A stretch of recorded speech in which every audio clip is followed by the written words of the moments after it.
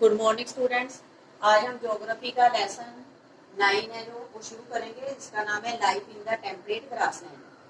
सबसे पहले आपको पता होना चाहिए कि जो ग्रासलैंड है वो क्या होते हैं। ग्रासलैंड क्या होते हैं? एक ऐसा एरिया जहाँ पे जो ट्रीज हैं वो कहीं कहीं पाए जाते हैं और ज्यादातर जो ग्रास हैं वो पाए जाते हैं। ऐसे एरियाज को ग्रासलैंड बोला जाता है।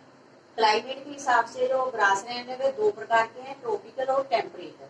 जैसे यहाँ पे हमने बताया था कि 0 डिग्री इक्वेटर लिखा है। 0 डिग्री इक्वेटर के ऊपर जो ट्रॉपिकल कैंसर है, ट्रॉपिकल कैप्रिकॉर्न है। इस बार के बीच वाला जो एरिया है उसमें ट्रॉपिकल ग्रासलैंड है वो पाए जाते हैं। उसके बाद जो पोलर एरिया है नॉर्थ वाली साइड में और साउथ वाली साइड पे ट्रॉपिकल कैंसर के ऊपर वाला हिस्सा और ट्रॉपिकल कैप्रिकॉर्न के नीचे वाला जो हिस्सा है, ये वाला एरिया और ये वाला एरिया यहाँ पे टेम्परेट ग्रासलैंड पाए जाते हैं।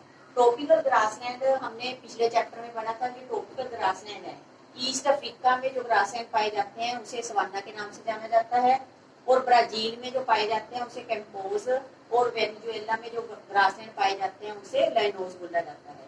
टेम्परेट ग्रासलैंड भी काफी प्रकार के हमने पढ़ा था। अर्जेंटीना में पाए जाते हैं पंपास ग्रासलैंड, और नॉर्थ अमेरिका में जिसके बारे में हम इस चैप्टर में पढ़ेंगे प्रेरीज ग्रासलैंड। नॉर्थ अमेरिका में पाए जाते हैं ये प्रेरीज ग्रासलैंड। और जो सेंट्रल एशिया वहां पे पाए स्टेपिस ग्रासलैंड, और ऑस्ट्रेलिया में डाउन्स ग्रासलैंड पाए जाते हैं। और उसके बाद एक बेल्ट ग्रासलैंड है, उसके बारे में हम इस चैप्टर में पढ़ेंगे।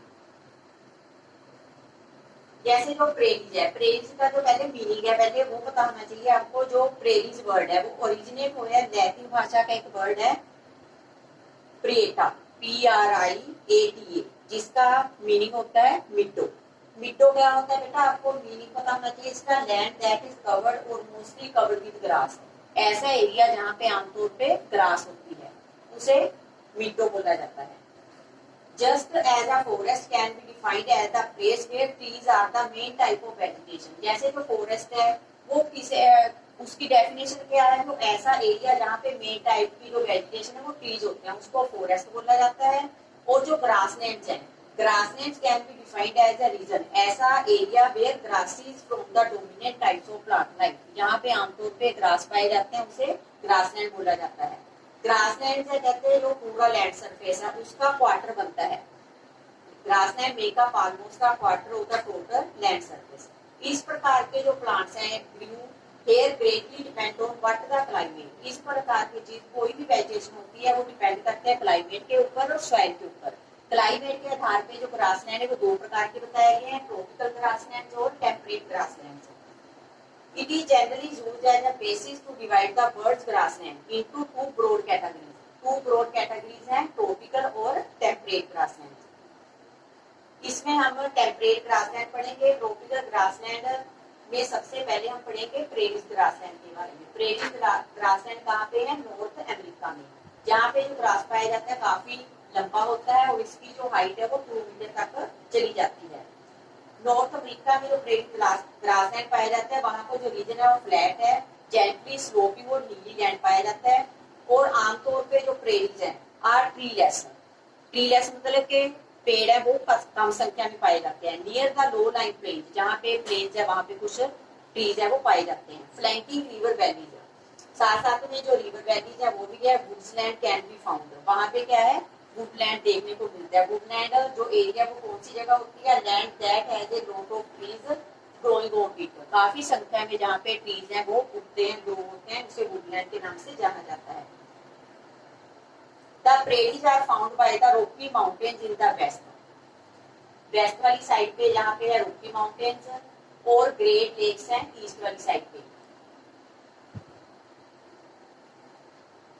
The area drain by the tributary, जो इनका यूएसए में एरिया ड्रेन किया जाता है ट्रिब्यूटरी उसका मिसिसिपी। मिसिसिपी एक रिवर है, उनकी जो ट्रिब्यूटरी है उनके साथ ड्रेन किया जाता है इसका area. And the Canadian prairies are drain, और जो कैनेडियन प्रेरीज है वो ड्रेन किया जाता है एक ट्रिब्यूटरी है जिसका नाम है साक्षात चाविन।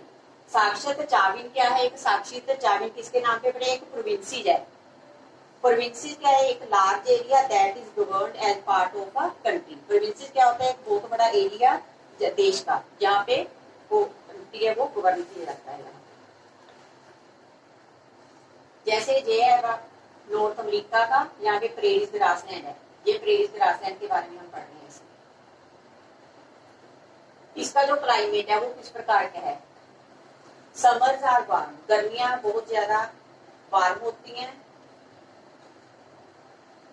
और जो summer are warm with temperature of around 20 degree Celsius while in winter -20 degree Celsius. Summer में जो टेम्परेचर 20 डिग्री सेल्सियस तक है, जबकि विंटर में जो टेम्परेचर है -20 डिग्री सेल्सियस तक भी चला जाता है। और रिकॉर्डेड इन विनीपेग, विनीपेग में जो रिकॉर्ड किया गया, विनीपेग क्या है? एक कनाडा की सिटी है, वहां पे टेम्परेचर है वो रिकॉर्ड किया गया है। In winter a thick blanket of snow cover this region, इस रीजन में सर्दियों में काफी बर्फ है जो स्नो है जमी रहती है। द एनुअल रेनफॉल है वो जहाँ पे रहती है मॉडरेट, मॉडरेट बारिश होने की वजह से जहाँ पे ग्रासलैंड है वो पाए जाते हैं। और एक लोकल विंड चलती है जहाँ पे, जिसका नाम है चिनूक। चिनूक क्या होती है? डू यू नो में लिखा हुआ है chinook is a hot wind that blows in winter, सर्दियों में चलती है। देयरफॉर रेजिज द टेम्परेचर, वो क्या करती है? गर्म विंड होती है, इसलिए वो टेम्परेचर को क्या कर देती है? इंक्रीज। अब हम टॉपिक करेंगे फ्लोरा एंड फ्लोना। प्रेरिज ग्रासलैंड में किस प्रकार के फ्लोरा एंड फ्लोना पाए जाते हैं? पहले आपको पता है जो फ्लोरा वर्ड है और फ्लोना वर्ड है किसके लिए यूज किए गए हैं? फ्लोरा प्लांट्स के लिए यूज किया गया है और फ्लोना एनिमल्स के लिए यूज किया गया है। प्रेरीज है आमतौर पे ट्रीलेस है, वहाँ पे जो पेड़ है वो कम संख्या में पाए जाते हैं, लेकिन कुछ जो पेड़ जहाँ पे पाए जाते हैं वो है विलोज, एल्डर्स और पॉपुलर्स। जहाँ पे जो बारिश है, सी रेनफॉल ऑफ 50 सेंटीमीटर तक जहाँ पे बारिश हो जाती है, वहाँ पे कुछ क्रॉप्स है जो कल्टीवेट की जाती हैं, इसलिए वहाँ पे जो मेजर क्रॉप है वो है मेल। इसके अलावा भी कुछ जो क्रॉप्स है वो उगाई जाती है, जैसे पोटैटो, सोयाबीन, कॉटन और अल्फाल्फा। Area where rainfall is very little, वो एरिया जहाँ पे बारिश बहुत कम होती है। Grasses are short and sparse, each area are suitable for cattle rearing, ये एरियाज हैं वो कैटल रेयरिंग के लिए सूटेबल है।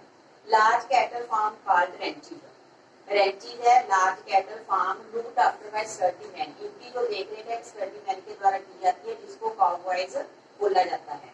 बाइसन और the American buffalo is the most important animal of this region, इस रीजन में बाइसन और अमेरिकन बुफेलो है वो महत्वपूर्ण एनिमल्स है, लेकिन ये भी आज इंडिस्क्रिमिनेट हंटिंग के कारण इनकी अब प्रोटेक्शन है वो जरूरी है, खत्म होते जा रहे हैं। The other animal found in this region are, इसके अलावा भी और कोई प्रकार के जो एनिमल है वो पाए जाते हैं, जैसे रैबिट्स, क्वेटोज, बुफेलो, अमेरिकन बुफेलोज के अलावा रैबिट्स, क्वेटोज एक्सेट्रा। उसके बाद है पीपल, लोग हैं वहाँ पे रहने वाले लोग हैं क्या क्या काम करते हैं। The people of this region are very hard working, वहाँ के जो लोग हैं वो काफी सख्त मेहनत करने वाले हैं। They have successfully harness technology to utilise their rich natural resources, जो भी वहाँ पे नेचुरल रिसोर्सेज पाए जाते हैं उनको यूज करने के लिए वो टेक्नोलॉजी का प्रयोग करते हैं। Two of the most developed countries in the world, पूरे वर्ल्ड में टू मोस्ट डिवेलप्ड कंट्री है जैसे यूएसए, कनाडा, वो इस रीजन में है। Scientific method of cultivation and use of tractor, harvester, combines has made North America a surplus food producer. Scientific method की वजह से और आधुनिक जो मशीनें उनका प्रयोग करने की वजह से, जैसे थ्रेशर की प्रयोग से, ट्रैक्टर, हार्वेस्टर, कंबाइंस की प्रयोग के साथ अमेरिका जो सरप्लस फूड प्रोड्यूसर है वो बन चुका है। इसलिए इसको सरप्लस वीट प्रोडक्शन के कारण इसको great bridge of the world के नाम से जाना जाता है। इसके अलावा भी काफी प्रकार के वहाँ पे काम किए जाते हैं, जैसे डेयरी फार्मिंग है वो एक अदर और इंडस्ट्री है। डेयरी वेल्स है वो फैली हुई है एटलांटिक कोस्ट, ग्रेट लेक से लेके Atlantic coast in the east. Dairy farming and extensive agriculture both promote setting up food processing industries, दोनों प्रकार के काफी काम फैले, जैसे डेयरी फार्मिंग का भी और एग्रीकल्चर भी, दोनों की वजह से फूड प्रोसेसिंग इंडस्ट्री है वो काफी सेटअप हो रही है। इसके अलावा मिनरल डिपॉजिट भी पाए जाते हैं वहाँ पे, जैसे कोल और आयरन। गुड नेटवर्क भी है जहाँ पे रोड्स, रेलवे, कैनल्स, इस रीजन में काफी इंडस्ट्रियलाइजेशन रीजन है पूरे वर्ल्ड में।